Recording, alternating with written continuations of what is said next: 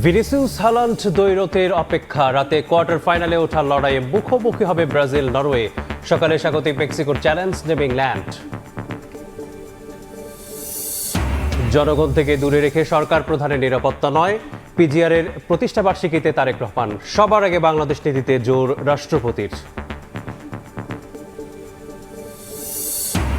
মানবতা বিরোধী অপরাধের অভিযোগে আওয়ামী লীগের বিরুদ্ধে তদন্ত চলমান। প্রমাণ পেলে সন্ত্রাস বিরোধী আইনের বিচার। শাপলা চত্বর মামলায় কাঠগড়ায় দাঁড়াতে হবে শেখ হাসিনাকে। রাখাইনে ফের সংঘাতের পেছনে নানা সমীকরণ। নিছক সামরিক নয়, সম্ভাব্য অর্থনৈতিক করিডোর ঘিরে ভূরাজনীতির প্রভাব দেখছেন বিশ্লেষক। ঝুঁকিতে আঞ্চলিক স্থিতিশীলতাও।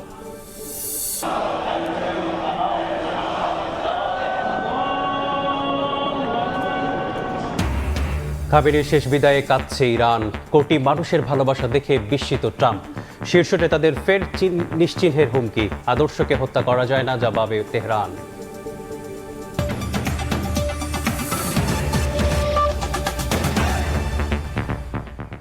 প্রবাসের সময় সঙ্গে আছে আমি মেসবাহুল আলিফ। রাতে রাউন্ড অফ 16-এর হাই ভোল্টেজ ম্যাচে লড়বে 5 বারের বিশ্ব চ্যাম্পিয়ন ব্রাজিল এবং 28 বছর পর বিশ্বকাপে ফেরা নরওয়ে।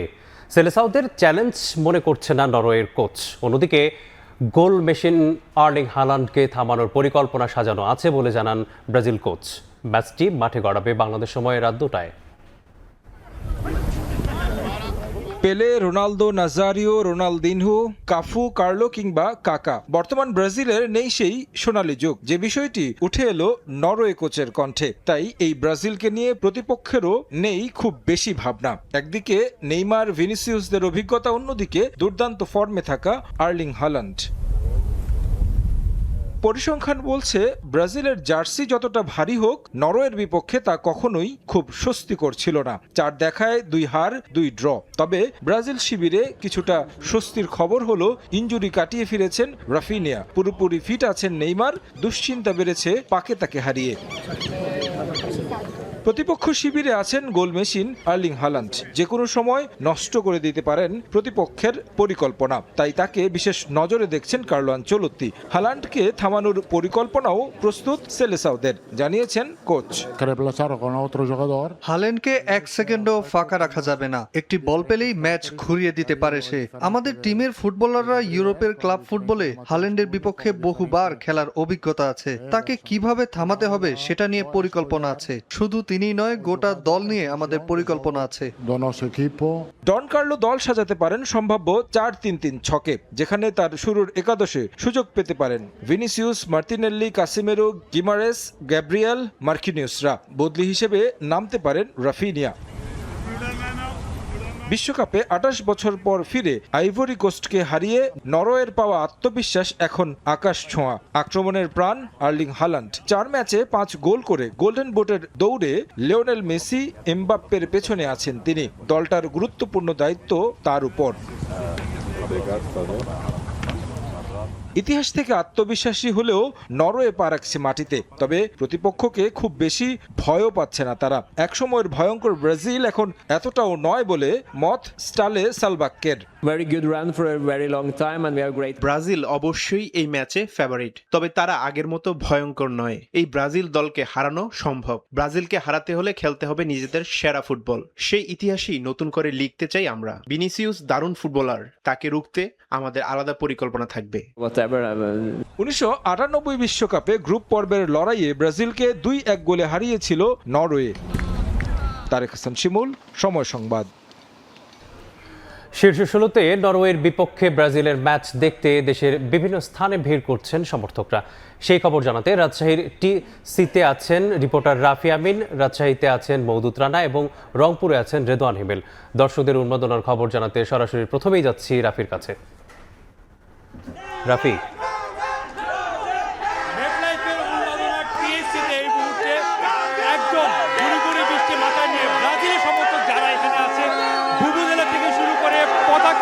আসলে কালার ধোঁয়া বলি সেটাকে নিয়ে একদম উৎসব মুখর একটা পরিবেশ এই মুহূর্তে টিএসসি ব্রাজিল সমর্থকদের মাঝে আসলে আমরা দেখতে পাচ্ছি। কিছুক্ষণ পরেই ব্রাজিল খেলতে নামবে নরওয়ের বিপক্ষে এবং ম্যাচটাতে জয় পাবে এমন একটা প্রত্যাশা তো বটেই, পাশাপাশি কোয়ার্টার ফাইনালে খেলবে এবং সেমিফাইনালে তারা আর্জেন্টিনাকে হারাবে এমন একটা স্বপ্ন নিয়ে কিন্তু তারা আজকে টিএসসিতে জড়ো হয়েছে।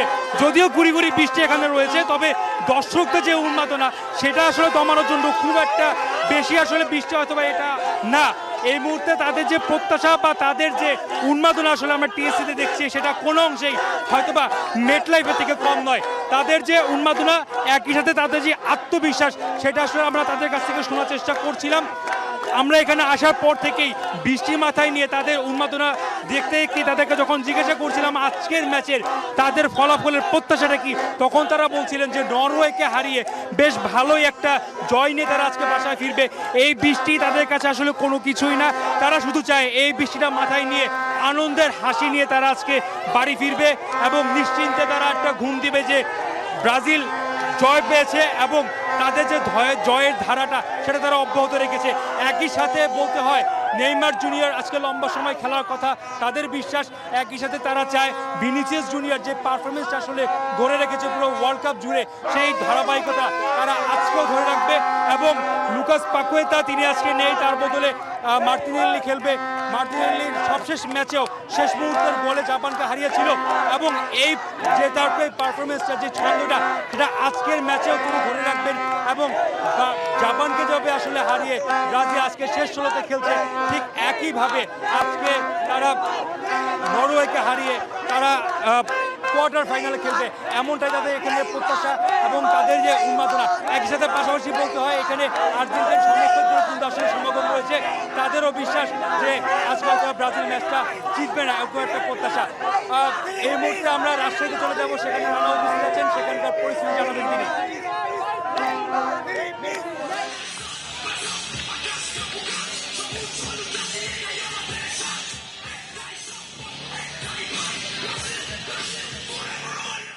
মুষলধারে বৃষ্টি হয়েছে, এখনো ঝিরিঝিরি বৃষ্টি হচ্ছে, তারপরেও হাজার হাজার ব্রাজিলের সমর্থক তারা খোলা মাঠে অপেক্ষা করছেন। আমি রয়েছি রাজশাহী শহীদ মিনারে, এখানে হলুদ সবুজ জার্সি পরে এখানে যারা ব্রাজিলের সমর্থকরা রয়েছেন তারা এখানে অপেক্ষা করছেন এবং তারা এখানে যে ব্রাজিল এবং নরওয়ের মধ্যকার যে ম্যাচ, সেই ম্যাচ দেখার জন্য অপেক্ষা করছেন। এবং এখানে যারা অপেক্ষা করছেন সবাই বৃষ্টিতে ভিজেছেন, তাও তারা যেটি বলছেন যে যদি কোনোভাবেও সুযোগ পাওয়া যায় তারা একত্রিত হয়ে একসাথে বসে বড় এলইডিতে তারা ব্রাজিল এবং নরওয়ের মধ্যকার যে ম্যাচ সেটি তারা দেখতে চান। এবং আমরা এখানে 11টা থেকে রয়েছি, আমরা দেখেছি যে 11টা থেকেই এখানে যারা ব্রাজিলের সমর্থকরা রয়েছেন তারা এখানে জড়ো হতে শুরু করেন এবং তারা এখানে সেই 11টা থেকে এখন 1টা বাজে, অর্থাৎ 2 ঘন্টা ধরে এখানে বসে আছেন। এর মধ্যে মুষলধারে বৃষ্টি হয়ে গেছে, এখনো আকাশে যে অবস্থা তাতে বৃষ্টি হওয়ার সম্ভাবনা রয়েছে, তারপরেও ব্রাজিলের যে সমর্থকরা রয়েছেন তারা অপেক্ষা করছেন। এবং এখানে সব বয়সী ব্রাজিলের সমর্থকরা রয়েছেন, এখানে যেরকম মেয়েরা রয়েছেন, ছেলেরা রয়েছেন, এখানে তরুণরা রয়েছেন, বয়স্করা রয়েছেন এবং তারা বলছেন এর আগের ম্যাচগুলোতে এখানে কয়েক হাজার মানুষ একসাথে খেলা দেখেছে, আজকেও আসলে তারা এখানে খেলা দেখতে চান। এবং রাজশাহীর অন্যান্য যেসব স্থানগুলো রয়েছে যেখানে বড় পর্দায় খেলা দেখানো হয় সেসব জায়গাতেও কিন্তু এরকম ভিড় রয়েছে। একই সাথে রাজশাহী বিশ্ববিদ্যালয়ের শহীদ হবিবুর রহমান মাঠ পরিবহন, সেখানেও কিন্তু একই অবস্থা। আমরা খোঁজ দিচ্ছিলাম কিছুক্ষণ আগে, যারা ব্রাজিলের সমর্থকরা রয়েছেন তারা বলছেন আজকের যে ম্যাচ সেই ম্যাচটি খুবই গুরুত্বপূর্ণ এবং তারা একত্রিত হয়ে একসাথে বসে তারা সেই ব্রাজিলের খেলাটি দেখতে চান।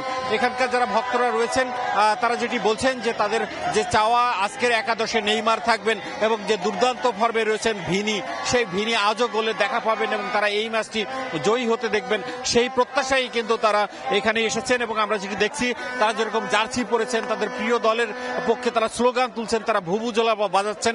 এই যে রাজশাহীর অবস্থা, ঠিক এখন রংপুরের কি অবস্থা সেটি আমরা জানবো। আমাদের যে সহকর্মী হিমেল সেখানকার পরিস্থিতি জানাবেন। আমরা কিছুক্ষণ আগে দেখেছি 5 বারের বিশ্ব চ্যাম্পিয়ন ব্রাজিলের যারা প্লেয়ার রয়েছেন তারা যখন মাঠে প্রবেশ করছিল তখন তাদেরকে আমরা একেবারে দেখেছি উজ্জীবিত অবস্থা। ঠিক আমরা বলে রাখি রংপুরের, আমি এই মুহূর্তে আছি টাউন হল চত্বরে, রংপুরের যারা ব্রাজিলিয়ান সমর্থক রয়েছেন তারা কিন্তু একেবারে উজ্জীবিত, কারণ আর অল্প কিছুক্ষণ পর ঠিক 2টার দিকে ব্রাজিল এবং নরওয়ের মধ্যকার রাউন্ড অফ 16 খেলা অনুষ্ঠিত হবে। সবাই মনে করছেন যে একটু হাড্ডাহাড্ডি লড়াই, কিন্তু এখানকার যারা ব্রাজিলিয়ান সমর্থক রয়েছেন তারা কিন্তু ইতিমধ্যে একেবারে প্রেডিকশন দিয়ে রেখেছেন 2-1 গোলে রাউন্ড অফ 16 জয় নিশ্চিত করে তারা কিন্তু কোয়ার্টার ফাইনালে যাবেন। একটু বলে রাখি যে নরওয়ে কিন্তু আসলে নরওয়ের যে প্লেয়ার রয়েছেন হল্যান্ড, সেই যারা সমর্থক আর্জেন্টাইন এবং জার্মানি বিভিন্ন দলের যারা সমর্থক রয়েছেন তারা কিন্তু বলছেন যে কোনোভাবেই ব্রাজিলকে হালকাভাবে নেয়ার কোনো সুযোগ নেই, কারণ নরওয়ের যে ইউরোপের উদীয়মান দল নরওয়ের যে প্লেয়ার রয়েছেন সেনসেশন প্লেয়ার হল্যান্ড, তিনি কিন্তু আসলে ভালো করবেন, ভালো খেলে কিন্তু ব্রাজিলকে হারাবেন।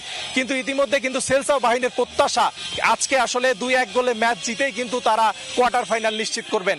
তো এই ছিল রংপুরের টাউন হল চত্বর থেকে ব্রাজিল সমর্থকদের যে আশা প্রত্যাশা, সেই খবর।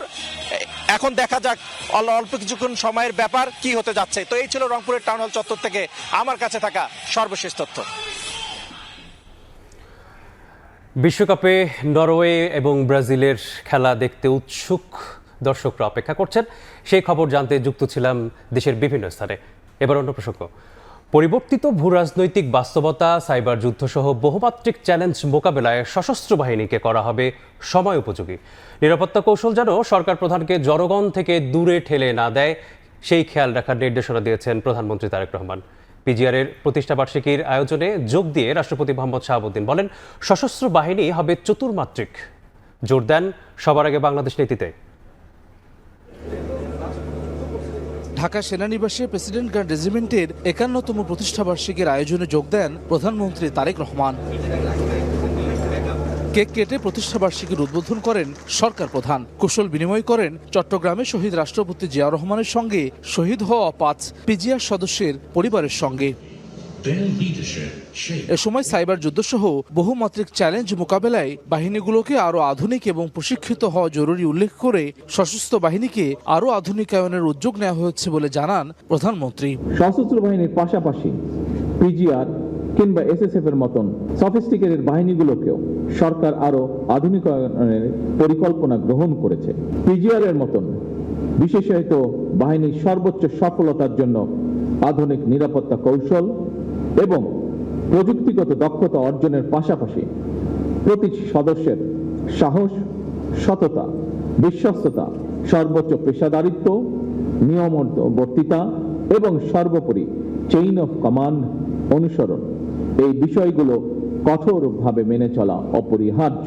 নিরাপত্তা দেওয়ার ক্ষেত্রে গণতান্ত্রিক সরকারের প্রধানকে জনগণ থেকে বিচ্ছিন্ন না করে নিরাপত্তা কৌশল বিন্যস্ত করার উপর জোর দেন প্রধানমন্ত্রী। গণতান্ত্রিক সরকারের প্রধান হিসাবে রাজধানী ঢাকা এবং ঢাকার বাইরে দেশের প্রত্যন্ত অঞ্চলে প্রায়শই জনসভা এবং বিভিন্ন রাষ্ট্রীয় কর্মসূচিতে আমাকে অংশগ্রহণ করতে হয়। নিরাপত্তা কৌশল এমনভাবে বিন্যাস করা জরুরি, জনগণ যাতে নিজেদেরকে সরকার প্রধান থেকে বিচ্ছিন্ন মনে না করেন। প্রধানমন্ত্রী বলেন, সশস্ত্র বাহিনী দেশপ্রেমে উদ্বুদ্ধ হয়ে পেশাদারিত্ব বজায় রাখলে দেশের স্বাধীনতা, সার্বভৌমত্ব কখনো হুমকির মুখে পড়বে না। সশস্ত্র বাহিনী যদি দেশপ্রেমে উদ্বুদ্ধ হয়ে কঠোর নিয়মানুবর্তিতা অনুসরণ এবং পেশাদারিত্ব বজায় রাখেন, তাহলে দেশের সার্বভৌমত্ব আর কখনোই হুমকির সম্মুখীন হবে না বলে আমি বিশ্বাস করি, ইনশাআল্লাহ। এর আগে আলাদা অনুষ্ঠানে রাষ্ট্রপতি বলেন, সশস্ত্র বাহিনী হবে চতুর্মাত্রিক। জাতীয় নিরাপত্তা কৌশল নির্ধারণে সবার আগে বাংলাদেশ নীতি ধারণ করা হচ্ছে। সরকার সশস্ত্র বাহিনীকে আধুনিক চতুর্মাত্রিক বাহিনী হিসাবে গড়ে তুলতে অঙ্গীকারবদ্ধ।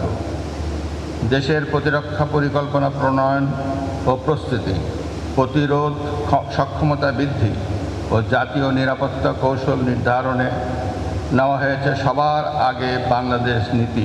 সরকার সশস্ত্র বাহিনীকে আধুনিক বাহিনী হিসেবে গড়ে তুলতে বদ্ধপরিকর বলেও জানান রাষ্ট্রপ্রধান। হাসান ওয়ালি, সময় সংবাদ, ঢাকা। সরকারি অনুষ্ঠানের ব্যানার ফেস্টুনে প্রধানমন্ত্রীর ছবি ব্যবহারের নিষেধাজ্ঞা দিয়ে পরিপত্র জারি করেছে মন্ত্রিপরিষদ বিভাগ। এদিকে কার্বন নিঃসরণ কমিয়ে দেশের কার্বন ক্রেডিট বাড়ানোর সম্ভাবনা এবং এই বিষয়ে কর্মপরিকল্পনা ঠিক করতে সংশ্লিষ্টদের ব্যবস্থা নেওয়ার নির্দেশ দিয়েছেন প্রধানমন্ত্রী তারেক রহমান। এই লক্ষ্যে সংশ্লিষ্ট মন্ত্রণালয় এবং সংস্থাগুলোর মধ্যে সমন্বয় জোরদার করতে একটি কমিটি গঠনেও নির্দেশ দেন সরকার প্রধান।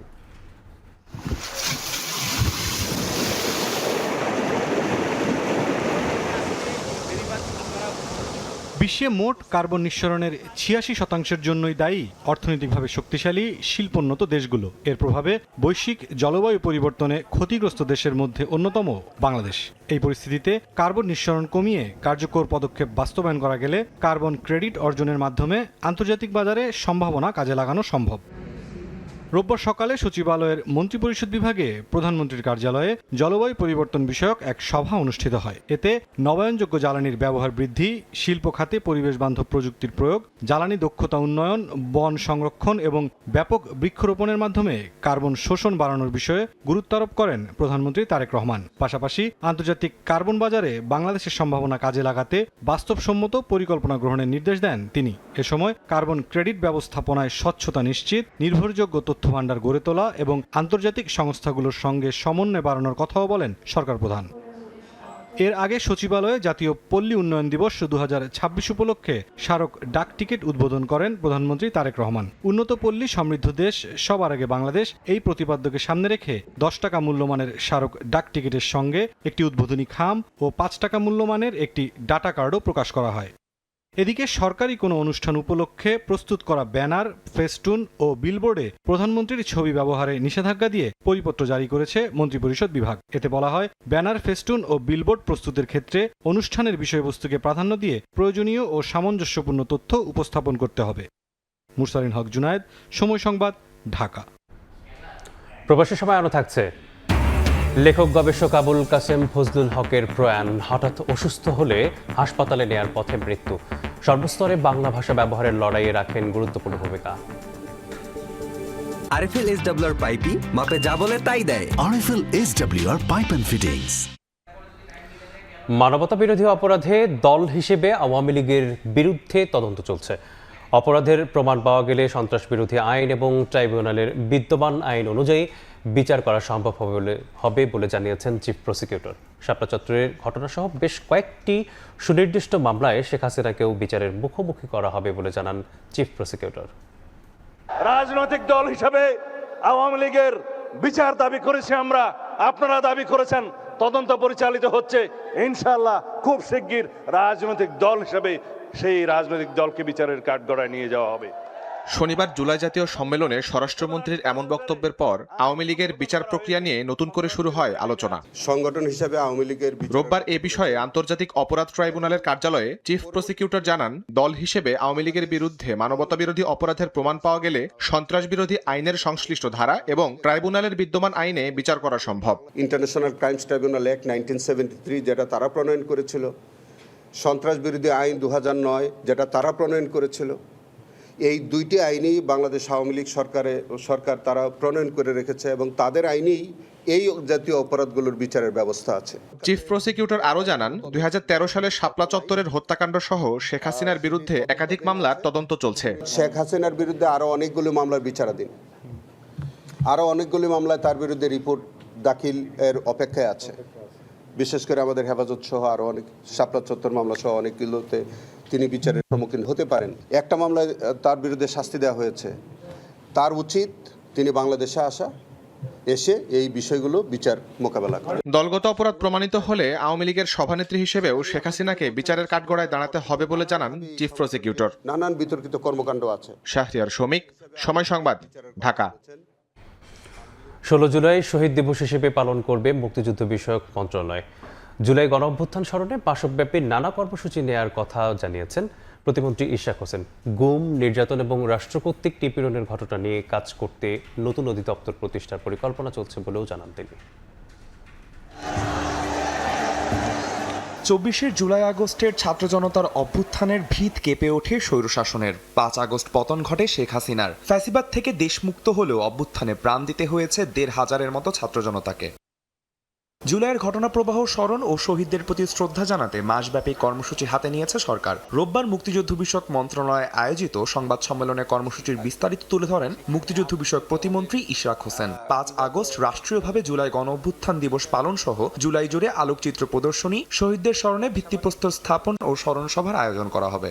রাষ্ট্রীয়ভাবে আগামী 5 আগস্ট পালন করা হবে, যেখানে রাষ্ট্রের সর্বোচ্চ যারা কর্মকর্তাবৃন্দ সহ সকলে যারা আছেন ওনারা উপস্থিত থাকবেন। 16 জুলাই শহীদ দিবস হিসেবে এটিকে পালন করার উদ্যোগ নেওয়া হয়েছে।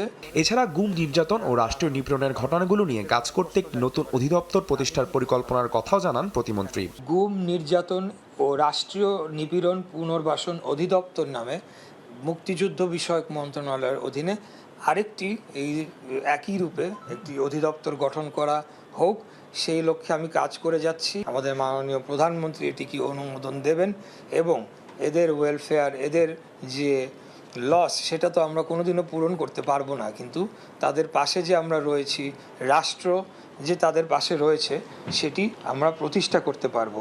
নির্যাতনের শিকার ব্যক্তি ও পরিবারের জন্য ভাতা ও পুনর্বাসন এবং গৃহায়ন সুবিধা নিশ্চিত করার বিষয়ে সরকারের পরিকল্পনাও তুলে ধরেন মুক্তিযুদ্ধ বিষয়ক প্রতিমন্ত্রী। প্রাইভেট ইউনিভার্সিটির যারা ছাত্রছাত্রীরা ছিলেন। আদনান তুর্য, সময় সংবাদ, ঢাকা। অভূতপূর্ব। দেখছেন প্রবাসী সময়, সঙ্গেই থাকুন। দেখছেন প্রবাসী সময়। মিয়ানমারে নতুন করে সংঘাতে আতঙ্কে সীমান্তবাসী, নাফ নদীতে বন্ধ মাছ ধরাও, বিপাকে কয়েক হাজার জেলে। এদিকে অনুপ্রবেশ ঠেকাতে সীমান্তে সতর্ক অবস্থানে রয়েছেন বিজিবি এবং কোস্টগার্ড। মিয়ানমারের নতুন করে সংঘাতের প্রভাব এবার নাফ নদীতেও। সীমান্তের এই জলসীমায় নেই মাছ ধরার ট্রলার। ওপারে গোলাগুলির আতঙ্কে থমকে গেছে এপারের জীবন জীবিকা। টেকনাফের নাইকংপাড়া সীমান্তে নাফ নদীর তীরে সারি সারি নোঙর করা ট্রলার ও নৌকা। জেলেরা বলছেন মিয়ানমারের সংঘাতে তাদের একমাত্র আয়ের পথ বন্ধ করে দিয়েছে। মাছ মারতে যাইতে পারে নাই, মাঝে বুম মারতেছে, এদের নিয়ে আমাদের অনেক সমস্যা। যদিও বাংলাদেশ সীমান্তে পরিস্থিতি স্বাভাবিক রয়েছে, মিয়ানমারের চলমান সংঘাতের প্রেক্ষাপটে নাফ নদীতে টহল জোরদার করেছে কোস্টগার্ড। একইভাবে অনুপ্রবেশ ঠেকাতে সীমান্ত জুড়ে বাড়ানো হয়েছে নজরদারি। চলমান পরিস্থিতিতে সম্ভাব্য রোহিঙ্গা অনুপ্রবেশ ও অন্যান্য যে কোনো অনাকাঙ্ক্ষিত ঘটনা প্রতিরোধে নাফ নদী ও সীমান্ত সংলগ্ন জলসীমায় টহল এবং গোয়েন্দা নজরদারি জোরদার করা হয়েছে। আমরা সর্বদা সতর্ক অবস্থা আছি এবং আমরা সর্বোচ্চ চেষ্টা করে যাচ্ছি এই সীমান্তের পবিত্রতা রক্ষা করে সীমান্তের নিরাপত্তা নিশ্চিত করা। নতুন করে মিয়ানমারের রাখাইনে সংঘাতে বান্দরবনের নাইখংছড়িতেও সতর্ক অবস্থানে রয়েছে বিজিবি। রোহিঙ্গা অনুপ্রবেশ এবং যে কোনো পরিস্থিতি মোকাবেলায় সর্বোচ্চ সতর্ক অবস্থানে রয়েছে বিজিবি ও কোস্টগার্ড। টেকনাফের নাইটংপাড়া সীমান্ত থেকে সুজাউদ্দিন রুবেল, সময় সংবাদ, কক্সবাজার। মিয়ানমারের রাখাইনে আরাকান আর্মি এবং জান্তার সাম্প্রতিক সংঘাতের পেছনে শুধু সামরিক বাস্তবতা নয়, ভূরাজনৈতিক এবং সম্ভাব্য অর্থনৈতিক করিডোরের হিসাবও স্পষ্ট হয়ে উঠছে বলে মত বিশ্লেষকদের। সংঘাত দীর্ঘায়িত হলে বাড়তে পারে আঞ্চলিক অস্থিতিশীলতার ঝুঁকিও। সাতিলা শারমিনের রিপোর্ট। মিয়ানমারের রাখাইন রাজ্যের মংডুতে কয়েকদিন ধরেই আরাকান আর্মির অবস্থান লক্ষ্য করে বিমান হামলা চালাচ্ছে জান্তা বাহিনী। পাল্টা প্রতিরোধ গড়ে তুলেছে আরাকান আর্মিও। সংঘর্ষে হতাহত হচ্ছে মানুষ, বাস্তুচ্যুত হচ্ছে বহু বেসামরিক নাগরিক। বিস্ফোরণের শব্দ পৌঁছে যাচ্ছে বাংলাদেশের টেকনাফ, উখিয়া, নাইখংছড়ি সীমান্ত পর্যন্ত। নতুন করে রোহিঙ্গা অনুপ্রবেশের আশঙ্কায় উদ্বেগ বাড়ছে সীমান্ত এলাকায়। এমন পরিস্থিতিতে শনিবার টেকনাফে অনুষ্ঠিত জেলা আইন শৃঙ্খলা রক্ষা কমিটির সভায় নাফ নদী ও স্থল সীমান্তে বিজিবি, কোস্টগার্ডের নজরদারি বাড়ানোর সিদ্ধান্ত নেওয়া হয়েছে। একই সঙ্গে মাদক, অস্ত্র ও মানব পাচার দমন, পাহাড়ে সন্ত্রাসী আস্তানা উচ্ছেদ, ক্যাম্পের বাইরে থাকা রোহিঙ্গাদের শনাক্ত এবং যৌথ বাহিনীর অভিযান জোরদার করা হচ্ছে।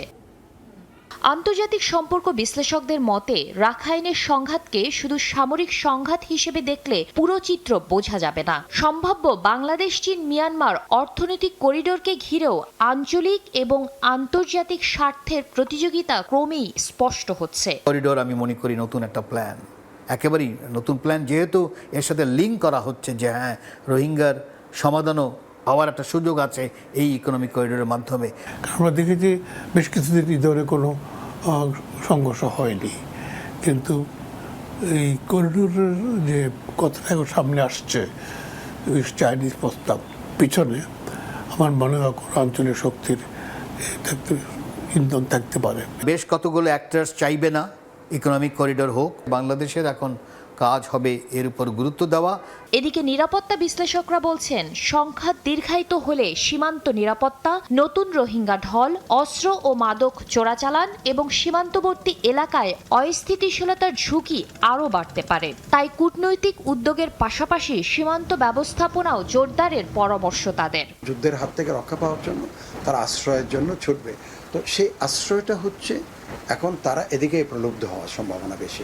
সীমান্তে পর্যবেক্ষণ এবং রোহিঙ্গা যারা নেতারা আছে তাদের মাধ্যমে একটা মেসেজ এদের কাছে পাঠানো হবে, বাংলাদেশে তোমাদের এখন এখানে ওভার হয়ে গেছে, আর এখানে আশ্রয় পাওয়ার সম্ভাবনা নাই। রাখাইনের সংঘাত আপাতত মিয়ানমারের অভ্যন্তরে সীমাবদ্ধ থাকলেও এর প্রভাব এরই মধ্যে বাংলাদেশের সীমান্তেও অনুভূত হচ্ছে। পরিস্থিতি কোন দিকে যায় তা নির্ভর করবে সামরিক বাস্তবতা, কূটনৈতিক তৎপরতা এবং রাখাইনকে ঘিরে আঞ্চলিক ভূরাজনীতির পরবর্তী গতিপথের উপর। শাতিলা শারমিন, সময় সংবাদ, ঢাকা।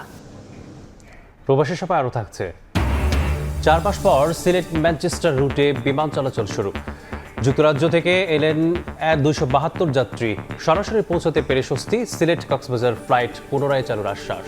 আরএফএল ওয়াটার পাম্পের রোটর এখন আরো উন্নত আর বিদ্যুৎ সাশ্রয় হয় 20% পর্যন্ত। বাংলা ভাষা, সাহিত্য ও মুক্তবুদ্ধি চর্চার অন্যতম প্রধান বাতিঘর আবুল কাশেম ফজলুল হক আর নেই। হৃদযন্ত্রের ক্রিয়া বন্ধ হয়ে মারা গেছেন বরেণ্য এই শিক্ষাবিদ। ভাষা আন্দোলন থেকে শুরু করে সর্বস্তরে বাংলা প্রচলনে রেখে গেছেন অমূল্য অবদান। সোমবার বেলা 11টায় কেন্দ্রীয় শহীদ মিনারের সর্বস্তরের শ্রদ্ধা নিবেদনের জন্য নেওয়া হবে আবুল কাশেম ফজলুল হকের মরদেহ। বাংলা ভাষা ও সাহিত্যের এক নিবেদিত প্রাণের অবসান। চলে গেলেন বাংলা একাডেমির সভাপতি ও ঢাকা বিশ্ববিদ্যালয়ের বাংলা বিভাগের সাবেক চেয়ারম্যান অধ্যাপক আবুল কাশেম ফজলুল হক।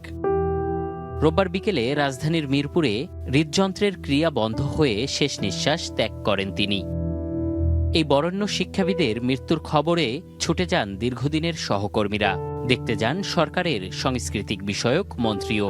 বলেন, শোষণমুক্ত সমাজ গড়ার স্বপ্নচারীদের মধ্যে আবুল কাশেম ফজলুল হক ছিলেন অন্যতম। শোষণমুক্ত সমাজের স্বপ্ন দেখতেন, তাদের কাছে আবুল কাশেম ফজলুল হক সাহেবের গ্রন্থ ছিল, তার প্রবন্ধ ছিল সবার কাছে অত্যন্ত আকর্ষণীয়। এই মৃত্যুতে আমাদের দেশ, আমাদের জাতি দারুণভাবে ক্ষতিগ্রস্ত হলো। কর্মজীবনের দীর্ঘ সময় ঢাকা বিশ্ববিদ্যালয়ের বাংলা বিভাগে কাটিয়েছেন কিশোরগঞ্জের পাকুন্দিয়ার ছেলে। ছিলেন বাংলা বিভাগের চেয়ারম্যানও। বাংলাদেশের একজন বিশিষ্ট চিন্তক, রাষ্ট্রচিন্তক এবং দার্শনিক ব্যক্তিত্ব। উনি বিরল ব্যক্তিত্ব। উনি নিজেই একটা আপন ভুবন তৈরি করে বাংলাদেশটাকে পরিবর্তন করতে চেয়েছেন। তার সবকিছুর লক্ষ্য একটাই ছিল, সেটা হলো শুভবোধ এবং শ্রেয়বোধের জাগরণ।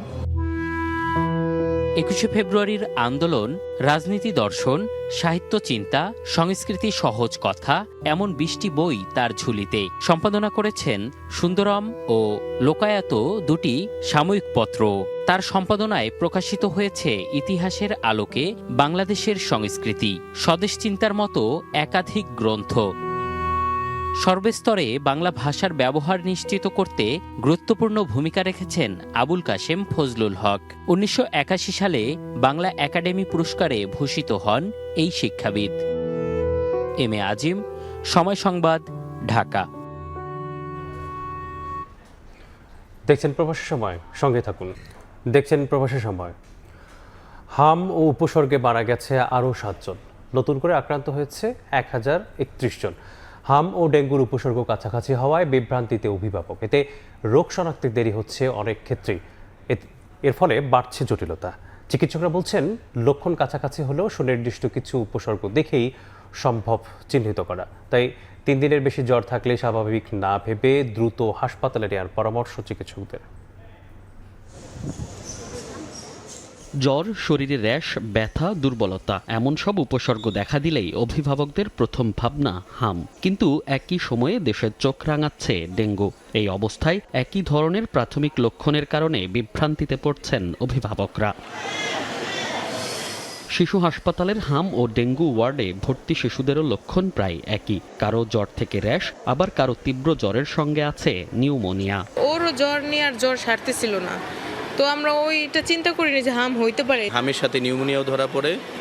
নিউমোনিয়া ধরা পড়ার পরের দিনই আমরা দেরি না করে ঢাকা নিয়ে আসি। চিকিৎসকরা বলছেন, দুটি ভাইরাসজনিত রোগ হওয়ায় উপসর্গ কাছাকাছি। তবে সেক্ষেত্রে লক্ষ্য করতে হবে র্যাশের ধরন, চোখের সংক্রমণ সহ বেশ কিছু সুনির্দিষ্ট লক্ষণে। ডেঙ্গুর র্যাশ সাধারণত আমরা যদি একটা আঙুল দিয়ে চাপ দিয়ে দেখি এটা ফেড হয়ে যাবে, আবার ছেড়ে দিলে সাধারণত পূর্বের অবস্থায় সে লাল অবস্থায় ফিরে যাবে, কিন্তু হামের র্যাশটা সাধারণত ফেড হবে না। চিকিৎসকরা আরও জানান, জ্বর নিয়ে আসা প্রতি 10টি শিশুর অন্তত 2 জনের শনাক্ত হচ্ছে ডেঙ্গু। ক্রমান্বয়ে আক্রান্তের সংখ্যা আরও বাড়তে পারে বলে শঙ্কা তাদের। মনির হোসাইন, সময় সংবাদ, ঢাকা। হামের প্রাদুর্ভাব ও শিশু মৃত্যুর দায়ে সাবেক প্রধান উপদেষ্টা ডক্টর মোহাম্মদ ইউনূস সহ 4 জনের বিরুদ্ধে মামলার আবেদন করা হয়েছে। রোববার ঢাকার সিএমএম আদালতে মামলার আবেদন করেন হামে মারা যাওয়া 9 মাস বয়সী শিশু সাউদা নুসকানের বাবা সিরাজুল ইসলাম। মামলার আবেদনে বাদী অভিযোগ করেন, সঠিক সময়ে হামের টিকা সরবরাহ না থাকায় তার মেয়েকে টিকা দিতে পারেননি তিনি। এই কারণেই হামে আক্রান্ত হয়ে মারা যায় সে। এর জন্য আসামিদের দায়িত্ব অবহেলা ছিল বলে অভিযোগ করা হয় মামলার আবেদনে। আবেদন পর্যালোচনা করে আদেশের জন্য 12 জুলাই দিন ধার্য করেছেন আদালত। এর আগেও একই অভিযোগে একাধিকবার মামলার আবেদন করা হয়েছিল, তবে আদালত তা খারিজ করে দেন। 4 মাস পর সিলেট ম্যানচেস্টার রুটে ফির চালু হলো সরাসরি ফ্লাইট। যুক্তরাজ্য থেকে সরাসরি সিলেটে পৌঁছতে পেরে খুশি যাত্রীরা। এছাড়া শিগগিরই সিলেট কক্সবাজার রুটে বন্ধ হওয়া ফ্লাইট চালুর আশ্বাস দিয়েছেন বেসামরিক বিমান পরিবহন মন্ত্রী। ফের চালু হলো বন্ধ থাকা সিলেট ম্যানচেস্টার রুটে বিমানের সরাসরি ফ্লাইট। রোববার দুপুরে সিলেটের ওসমানী আন্তর্জাতিক বিমানবন্দরে সরাসরি অবতরণ করে ম্যানচেস্টার থেকে আসা বিমান বাংলাদেশের একটি ফ্লাইট। এ সময় ফ্লাইটে আসা 272 জন যাত্রীকে স্বাগত জানান বেসামরিক বিমান পরিবহন ও পর্যটন মন্ত্রী আফরোজা খানম রিতা, বাণিজ্য মন্ত্রী খন্দকার আব্দুল মুক্তাদির এবং প্রধানমন্ত্রীর উপদেষ্টা হুমায়ুন কবির। সিলেট কক্সবাজার রুটে বন্ধ হওয়া ফ্লাইটও পুনরায় চালু করার কথা জানান বেসামরিক বিমান মন্ত্রী। দীর্ঘদিনের একটা ব্যবস্থাপনা, সেটা থেকে বের হয়ে আসতে আমাদের একটু তো সময় লাগবে। আমার যাতে মধ্যবিত্ত যারা আছেন তারা যাতে মানে স্বস্তিতে ভ্রমণ করতে পারেন, আমরা সেদিকেও কাজ করছি। ভবিষ্যতে যে সমস্ত আন্তর্জাতিক এয়ারলাইন্স এই রুটে তাদের ফ্লাইট পরিচালনা করতে চায়, ইনশাল্লাহ আমাদের মাননীয় মন্ত্রী সেটি সদয় বিবেচনা করবেন। কথাপক্ষ আসলাম যে আমরা যদি নির্বাচিত হই, সরকার গঠন করি, আমরা দল বাংলাদেশ জাতীয়তাবাদী দল ক্ষমতা পায়, তাহলে আমরা ম্যানচেস্টার ফ্লাইট চালু করব। এদিকে সরাসরি ম্যানচেস্টার থেকে সিলেট পৌঁছাতে পেরে খুশি যাত্রীরা। খুব ভালো লাগছে, আমরা ডাইরেক্ট ম্যানচেস্টার থেকে সিলেট আসতে পারছি। খুব ভালো লাগছে, খুব ভালো লাগছে। ম্যানচেস্টার এয়ারপোর্টে গোলা থাকা যেন সিন্ডিকেট না কইরা এটা যদি মানে অনলাইন মাধ্যমে হইতো তো মানুষের ডাইরেক্ট অনলাইনে হইতে অনেক খতরা সিট আছে আর খতরা সিট গেছে। এর আগে গত 1 মার্চ থেকে বিমান বাংলাদেশ এয়ারলাইন্সের সিলেট ম্যানচেস্টার সরাসরি ফ্লাইট চলাচল স্থগিত করা হয়। ইকরামুল কবির, সময় সংবাদ, সিলেট। দেখছেন প্রবাসের সময়, সঙ্গেই থাকুন। দেখছেন প্রবাসের সময়। দেশের বাইরের খবর। আয়াতুল্লাহ আলী খামেনির বিদায়ে কাঁদছে ইরান। তেহরানের গ্র্যান্ড মুসল্লায় প্রথম জানাজায় অশ্রুসিক্ত চোখে প্রিয় নেতাকে শেষ বিদায় জানান কোটি মানুষ। বাবার জানাজায় অংশ নেন 3 ছেলে। সামিল হন বাংলাদেশ সহ বিশ্বের শতাধিক দেশের প্রতিনিধিরা। ইরানিদের এমন শোক দেখে বিস্ময় প্রকাশ করেন মার্কিন প্রেসিডেন্ট ডোনাল্ড ট্রাম্প। শোকের চাদরে ঢাকা ইরান, চারিদিকে কান্নার রোল আর বুকফাটা আর্তনাদ। 2 দিনের রাষ্ট্রীয় শোকানুষ্ঠানের পর রোববার তেহরানের ইমাম খামেনি গ্র্যান্ড মুসাল্লায় অশ্রুসিক্ত চোখে বিদায় জানানো হলো প্রিয় নেতাকে। জানাজায় অংশ নিয়ে কান্নায় ভেঙে পড়েন খামেনির 3 ছেলে মাসুদ, মাইসাম ও মোস্তফা। অঝরে কাঁদেন প্রেসিডেন্ট মাসুদ পেজেশকিয়ান, স্পিকার বাঘের গালিবাফ, আইআরজিসি প্রধান সহ ইরানের শীর্ষ নেতারাও। জানাজায় অংশ নেন বাংলাদেশ সহ বিশ্বের শতাধিক দেশের সরকার, রাষ্ট্রপ্রধান ও প্রতিনিধিরা। নিহত আরও 4 জনের জানাজার নামাজ 3 ধাপে অনুষ্ঠিত হয়। প্রথম ধাপে আয়াতুল্লাহ খামেনির জানাজা হয়। দ্বিতীয় ধাপে তার পরিবারের সদস্য সাইয়েদে বুশরা হোসাইনি খামেনি, মেজবা আল হুদা বাকেরি এবং জাহরা হাদ্দাদ আদেলের জন্য জানাজা অনুষ্ঠিত হয়। তৃতীয় ধাপে তার নাতনি জাহরা মোহাম্মদী গোলপায়েগানের জন্য জানাজার নামাজ আদায় করা হয়। সোমবার পর্যন্ত রাষ্ট্রীয় মর্যাদায় তেহরানে রাখা হবে আয়াতুল্লাহ আলী খামেনির মরদেহ। এরপর মঙ্গলবার শোকযাত্রার মাধ্যমে নেওয়া হবে পবিত্র নগরী কোমে। সেখান থেকে বুধবার ইরাকের বাগদাদ, নাজাফ ও কারবালায় জানাজা এবং শোকানুষ্ঠান হবে। সব শেষে ইরানের পবিত্র নগরী মাশহাদে রাষ্ট্রীয় মর্যাদায় দাফন করা হবে আয়াতুল্লাহ আলী খামেনিকে। এদিকে খামেনির জানাজায় এত মানুষের উপস্থিতি দেখে বিস্ময় প্রকাশ করেছেন মার্কিন প্রেসিডেন্ট ডোনাল্ড ট্রাম্প। ইরানের মানুষ খামেনিকে ঘৃণা করে এমনটাই ভেবেছিলেন বলে জানান তিনি। দাবি করেন চাইলে তিনি জানাজায় উপস্থিত সবাইকে লক্ষ্যবস্তু বানাতে পারতেন, কিন্তু তা করলে আলোচনার সুযোগ থাকবে না। খামেনির জানাজা শেষ না হওয়া পর্যন্ত ইরান ও যুক্তরাষ্ট্রের আলোচনা সাময়িকভাবে স্থগিত থাকবে বলেও জানান মার্কিন প্রেসিডেন্ট। অন্যদিকে খামেনির শেষ বিদায় অনুষ্ঠান নিয়ে ট্রাম্পের মন্তব্যে তীব্র প্রতিক্রিয়া জানিয়েছে ইরান। আর্মেনিয়ার ইরানি দূতাবাস সামাজিক যোগাযোগ মাধ্যম এক্সে এক বার্তায় জানায়, মানুষকে হত্যা করা গেলেও আদর্শকে হত্যা করা যায় না। নাসরিন রুমি, সময় সংবাদ। জাপানে কোনো বাংলাদেশি মৃত্যুবরণ করলে সরকারি ব্যবস্থাপনায় মরদেহ দেশে ফেরত আনার মতো সুবিধা রয়েছে। এক অনুষ্ঠানে অংশ নিয়ে একথা জানান জাপান বিএনপি শাখার সভাপতি রেজা মীর। বাংলাদেশ দূতাবাসের এসব সেবা সম্পর্কে আগে থেকেই জেনে রাখার জন্য প্রবাসীদের প্রতি আহ্বান জানান তিনি। সকল প্রবাসী বাংলাদেশিদের বলি এবং জাপান প্রবাসীদের, আপনারা ৬,০০০ ইয়েন দিয়া এই ওয়েজ অনার স্কিমের আপনারা এই ইন্স্যুরেন্সটা করে রাখবেন। করে রাখলে আপনার লাশ বিনা খরচে বাংলাদেশের সরকার পৌঁছে দেবে এবং আপনার ফ্যামিলিকে মনে হয় ১০ লক্ষ টাকার মতো একটা ক্যাশ পেমেন্ট করা হবে আনুমানিক। আপনারা সবাই অনুগ্রহপূর্বক বাংলাদেশ এম্বাসির সাথে যোগাযোগ করে আমাদের সাথে যোগাযোগ করবেন যারা না বুঝেন না পারেন। মধ্যপ্রাচ্যের যুদ্ধের প্রভাব এখনও কাটেনি দক্ষিণ কোরিয়ার অর্থনীতিতে। আন্তর্জাতিক বাজারে তেলের দাম বাড়ায় টানা ২ মাস দেশটিতে মূল্যস্ফীতি ৩% উপরে রয়েছে, যা গত ২.৫ বছরের মধ্যে সর্বোচ্চ। একই সঙ্গে বেড়েছে চাল, ডাল, ডিম, মাংস, পেঁয়াজ সহ নিত্য প্রয়োজনীয় পণ্যের দাম। এতে চরম বিপাকে মধ্যম ও নিম্ন আয়ের মানুষ। দক্ষিণ কোরিয়া থেকে মোহাম্মদ হানিফের রিপোর্ট। মধ্যপ্রাচ্যের যুদ্ধ শেষ হলেও এর অর্থনৈতিক প্রভাব এখনো বিশ্বজুড়ে রয়ে গেছে। সেই ধাক্কা কাটিয়ে উঠতে লড়ছে দক্ষিণ কোরিয়াও। জ্বালানি মূল্যবৃদ্ধির ধাক্কায় দেশটির আবারও ঊর্ধ্বমুখী হয়েছে মূল্যস্ফীতি। জাতীয় পরিসংখ্যান সংস্থার তথ্য অনুযায়ী জুন মাসে ভোক্তা মূল্যসূচক গেল বছরের একই সময়ের তুলনায় ৩.২% বেড়েছে, যা গত ২.৫ বছরের মধ্যে সর্বোচ্চ। এতে দেশটির অর্থনীতি ও সাধারণ মানুষের জীবনযাত্রার ব্যয় নিয়ে নতুন করে উদ্বেগ তৈরি হয়েছে। আন্তর্জাতিক বাজারে তেলের দাম বাড়ার প্রভাব স্পষ্ট দক্ষিণ কোরিয়ার জ্বালানি খাতে। জুন মাসে জ্বালানি তেলের দাম বেড়েছে ২৪.৭%। এর মধ্যে পেট্রোলের দাম বেড়েছে ২৩.১%, ডিজেলের ৩৩.৭% এবং কেরোসিনের ২৩.১%। বিশ্লেষকদের মতে জ্বালানির এই মূল্যবৃদ্ধি দেশটির মূল্যস্ফীতি আরও উস্কে দিয়েছে। জ্বালানির দাম বৃদ্ধির প্রভাব পড়েছে নিত্য প্রয়োজনীয় পণ্যের বাজারেও। চাল, ডিম, মাংস, পেঁয়াজ সহ বিভিন্ন খাদ্যপণ্যের মূল্যবৃদ্ধির কারণে বেড়েছে জীবনযাত্রার ব্যয়। এতে সবচেয়ে বেশি চাপে পড়েছেন নিম্ন ও মধ্যম আয়ের মানুষ।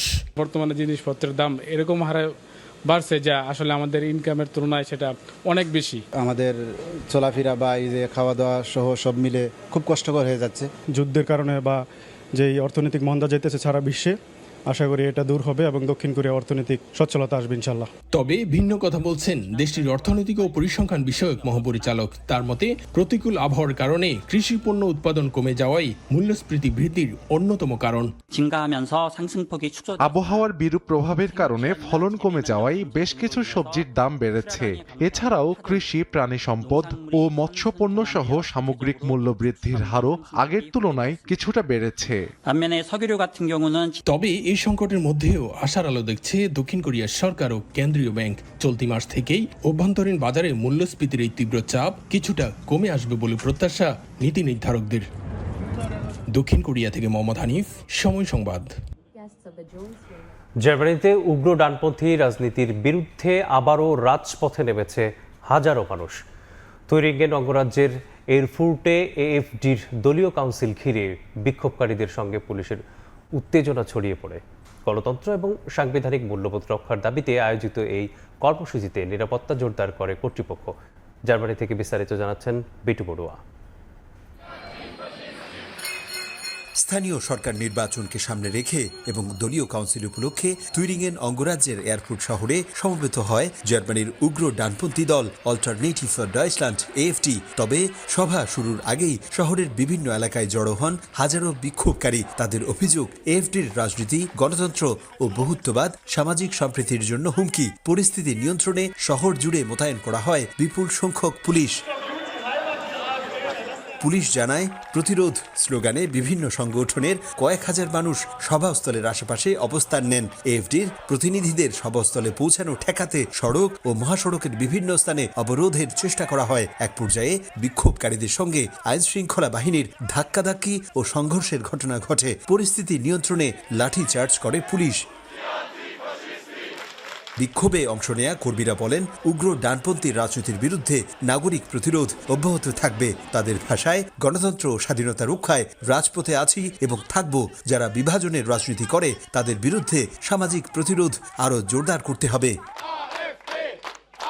তীব্র বিক্ষোভের মধ্যেও নির্ধারিত সময়ে অনুষ্ঠিত হয় এএফডির দলীয় কাউন্সিল। প্রায় 600 প্রতিনিধির ভোটে দলটির সভাপতি ও সহসভাপতি হিসেবে পুনর্নির্বাচিত হন এলিস বাইডেল ও টিনো ক্রুপালা। অন্যদিকে বড় ধরনের কোনো সহিংসতা ছাড়াই অনুষ্ঠান শেষ হওয়ায় সন্তোষ প্রকাশ করে তুইরিংয়েন পুলিশ। তবে এএফডিকে ঘিরে রাজনৈতিক উত্তাপ এবং জার্মানিতে উগ্র ডানপন্থী রাজনীতি নিয়ে বিতর্ক যে আরও তীব্র হচ্ছে সেটি আবারও স্পষ্ট হয়েছে এই সমাবেশে।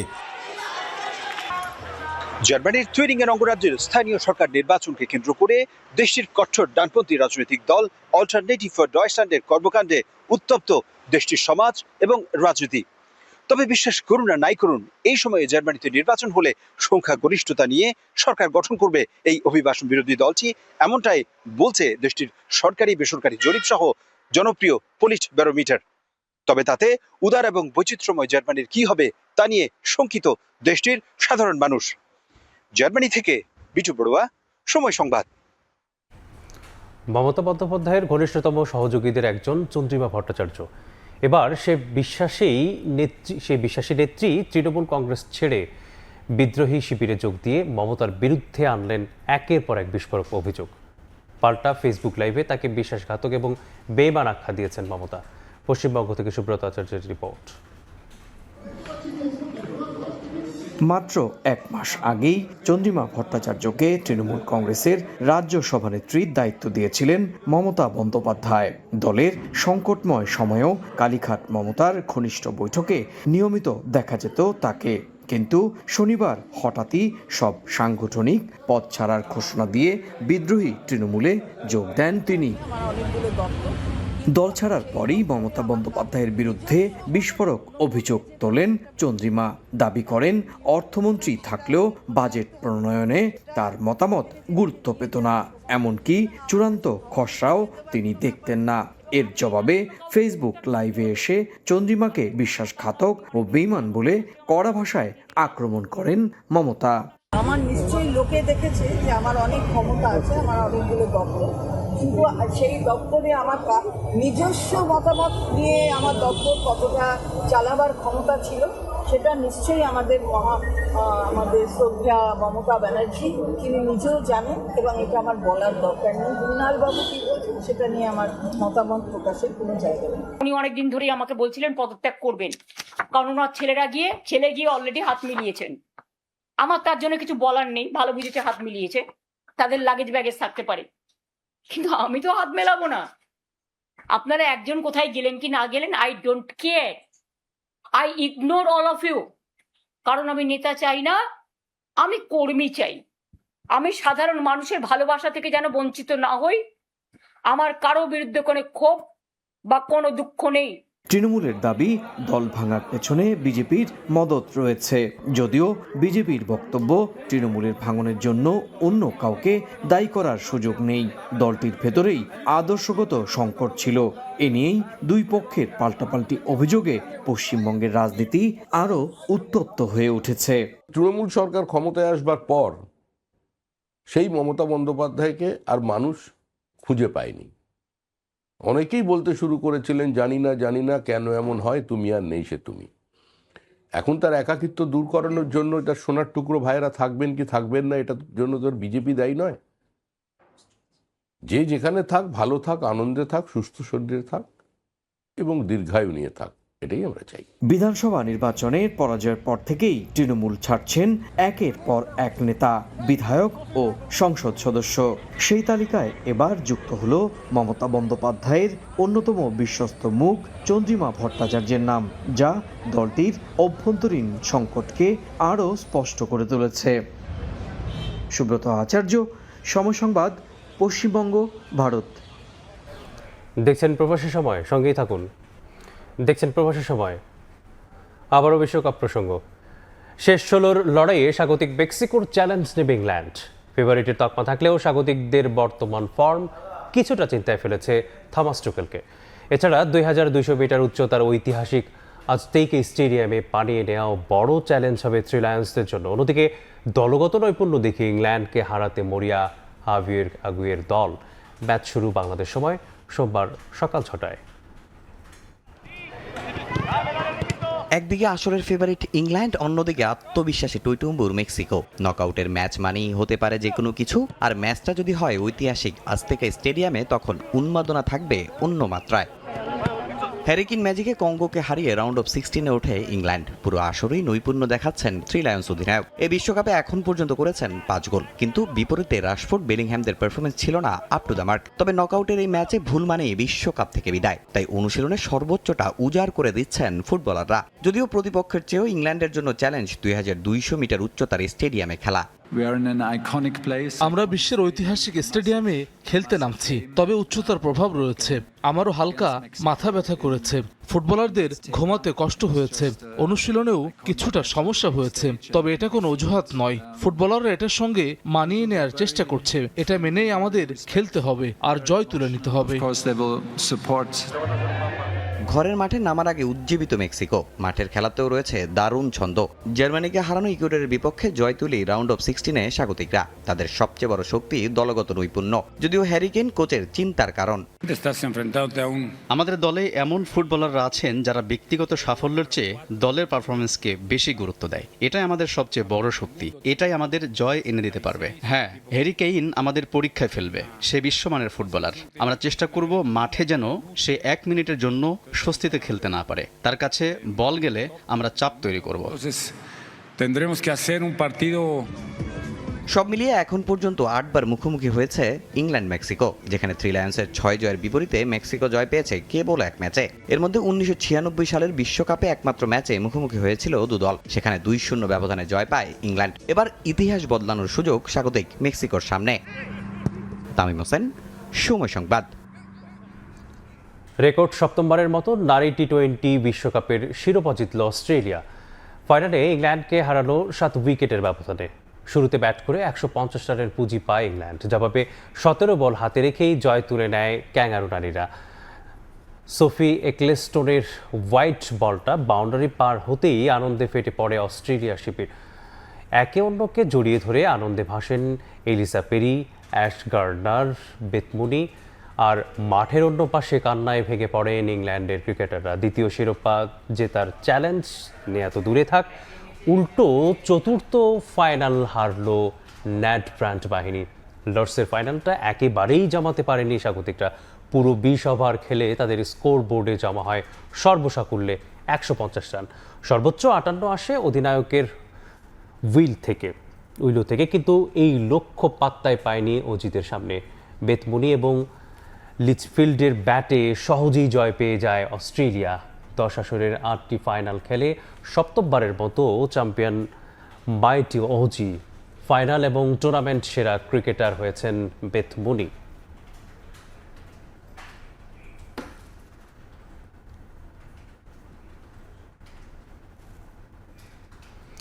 এ পর্যায়ে শীর্ষ সংবাদগুলো জানিয়ে দিচ্ছি আরেকবার। জনগণ থেকে দূরে রেখে সরকার প্রধানের নিরাপত্তা নয়, পিজিআরের প্রতিষ্ঠাবার্ষিকীতে তারেক রহমান। সবার আগে বাংলাদেশ নীতিতে জোর রাষ্ট্রপতি।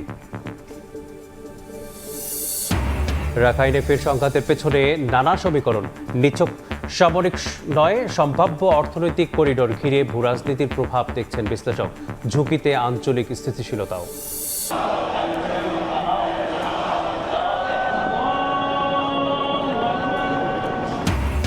কাবেরীর শেষ বিদায়ে কাঁদছে ইরান। কোটি মানুষের ভালোবাসা দেখে বিস্মিত ট্রাম্প। শীর্ষ নেতাদের ফের নিশ্চিহ্নের হুমকি। আদর্শকে হত্যা করা যায় না, জবাব তেহরানের।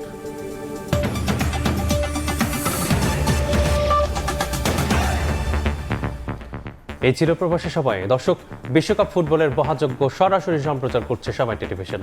দেখতে চোখ রাখুন সময়ের পর্দায়, সঙ্গেই থাকুন সময়ের।